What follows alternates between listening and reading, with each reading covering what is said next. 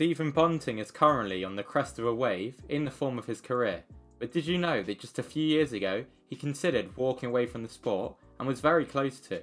In today's video, we're going to take a look at why. Bunting began playing darts at the age of 11, starting by practicing at home with his dad, who was a local league player.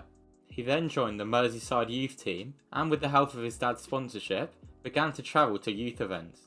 By the year 2000, at the age of just 15, Stephen began to play in men's opens, winning in Lancashire and Eastbourne against players much older than him. In the following year, he made a big breakthrough, winning the British Teenage Open, WF World Youth Cup, and the biggest youth event at the time, the World Youth Masters. In the next year, he managed to win the WF Europe Youth Cup, his final title before he switched to play in men's events.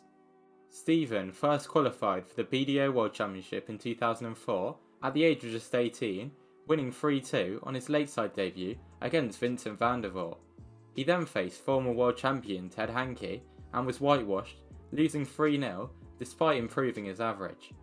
Over the next few years, Bunting was a minor name on the BDO circuit, appearing in a few of the televised events every year, but not making any deep runs. He didn't appear at any major in 2007 and only one in 2008, but then managed to secure a return to Lakeside in 2009 as a standby player. He faced Gary Robson in round 1 and was beaten 3-1. A year later, he managed to win his first round game 3-0 against Ian White before being whitewashed himself 4-0 against Tony O'Shea. He went one better in 2011, winning his first two games to reach the quarters for the first time, where he lost 5-1 to Demon Stanley. He didn't qualify for Lakeside in 2012, but made his major breakthrough, winning his first BDO majors at the World and Zuurdam Masters. He finished that year ranked as the BDO World number 1.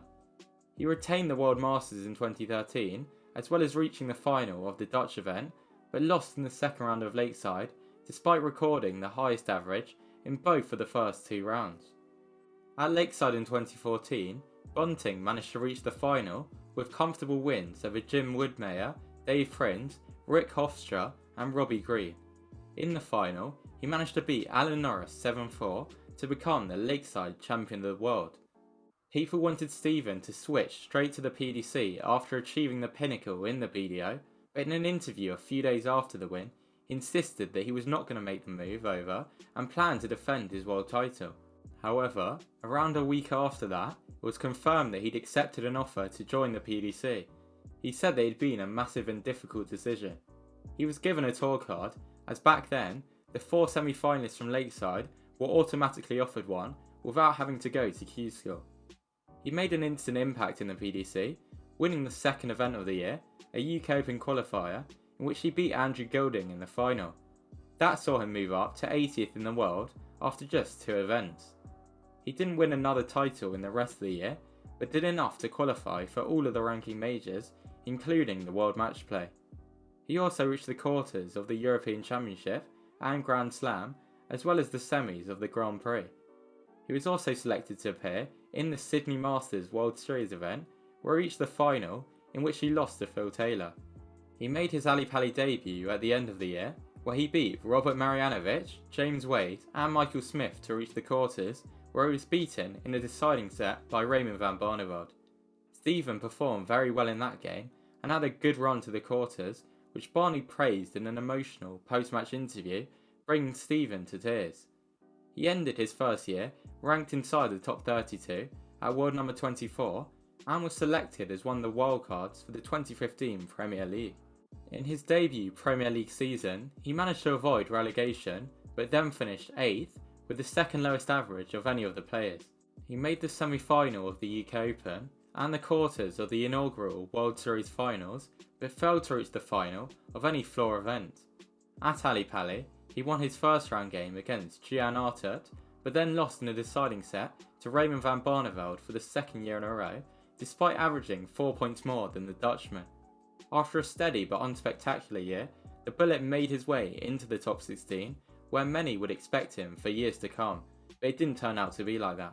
After not being selected for a second Premier League campaign at the start of the year, Stephen made a good start to the season, winning his first title for 2 years at the second Players' Championship event where he beat Michael van Gerwen 6-4 in the final. That looked promising, but he then only made the semi-final of one Pro Tour event for the rest of the season and failed to reach the quarter-final of any TV event, going out in the first or second round in all but one of them. Then, at Ali Pali, he lost in the deciding set to Darren Webster in the first round after devastatingly missing 7 match starts. That meant he dropped outside of the all-important top 16, falling to 19th, and things were about to get worse for the Bullet. Despite appearing in every ranking major, he failed to get past the third round of any of them, and again was regularly a first or second round loser. Away from TV, his best result that year was reaching the final of a Players' Championship, which he lost to Mentor Sulovic. During that year, Stephen began to talk about his downturn in form and struggles with mental health, and during an emotional on-stage interview at a Eurotour, he stated that he even almost quit the game. His form improved towards the end of the year, and he revealed more about his hard times in an interview. He said that it got to the point where he nearly quit to look for jobs and was very close as the games were getting him down and making him miserable when spending time with his family. He was looking on the up, but then lost in the first round at Ali Pali for the second year running, this time 3-1 against Dimitri van der Berg. He finished that year with an even lower ranking of 22nd, but had begun to get the help he needed to get back to the top 16 again. During 2018, Bunting revealed that he struggled with depression in previous years and was in a dark place. He credited a sports psychologist for saving his career. That year, he reached a major quarter-final for the first time in 3 years at the Players' Championship finals. In 2019, he reached 3 major quarter-finals, including one at the World Match Play for the first time. 2020 saw him return to the Premier League for one night as a contender. Ahead of that appearance, he revealed that he now felt 1 million times better due to the psychologist's help. On the stage in Liverpool, he managed to secure a draw against Rob Cross. Then at the 2021 World Championship, he went on his best run in the PDC World, beating Krzysztof Ratajski to reach the semis. In the semis, he lost 6-4 to eventual champion Gerwyn Price. That was a very big moment for Bunting, as he followed it up by winning a floor event later in the year, his first PDC title since 2016. After that, he had a poorer 2022 before having a good season last year, which saw him finally end the year in the top 16 for the first time since 2015. However, surprisingly, Bunting came into this year still yet to reach a major final. We all know what just happened. In the first major of the year, he beat MVG in the final to win the Masters, a lovely moment for a lovely man. Bunting has clearly worked hard on both his game and mentality to get back into the top 16 and become a major winner. In a recent interview, he revealed that he now, and for the past year, has regularly worked with a hypnotherapist, which is called a big part of his game. Stephen's darts change to a higher weight has also been very important, and we could now see him challenge the top 10 and potentially work his way into the Premier League next year. Thanks for watching this video. If you enjoyed it, don't forget to like and subscribe, as it really helps the channel out. Also, hit the bell to turn on notifications so that you don't miss a new video as soon as it comes out. Leave a comment below letting me know what else you think Stephen will manage to win this year.